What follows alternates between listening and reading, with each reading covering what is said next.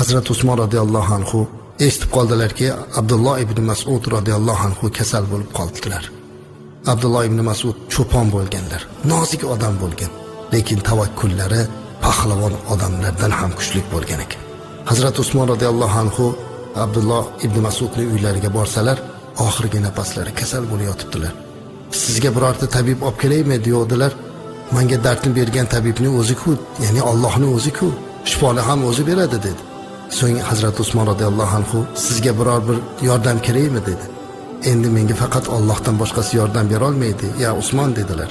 Bir dunyodan yordam beraymi deydilar. Ya xalifa, men dunyo kerak bo'lmagan joyga ketyapman dedilar. Sizga kerak bo'lmasa bolalaringizga kerak bo'lar dedilar.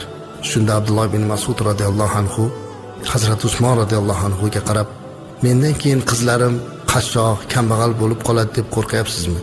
Allohga qasamki, men Rasululloh sallallohu alayhi va sallamdan eshitganman. U zot shunday deganlar: kim har kuni kechqurun sura-i Voqeani o'qiydigan bo'lsa, Alloh uni hech qachon kambag'al qilmaydi deganlar. Men mana shu narsani farzandlarimga o'rgatib qo'ydim. Qizlarim har kuni sura-i Voqeani o'qiydilar.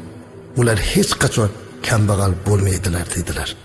Qarang azizlar, bu qanday ham go'zal iymon, ishonch, tavakkul. Sura-i Voqeani 14 asr bo'ldi nozil bo'lganiga. Rizq talab qilib yugurib chopamiz u. Lekin kechqurun bo'lganda Voqea surasini o'qisak, kambag'al bo'lmasligimizni hayolimizga ham keltirmaymiz. Lekin boylik berguvchi ham, rizq berguvchi ham, baxt, saodat berguvchi ham Alloh.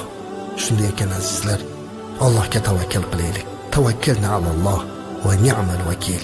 Assalomu alaykum va rahmatullohi va barakatuh.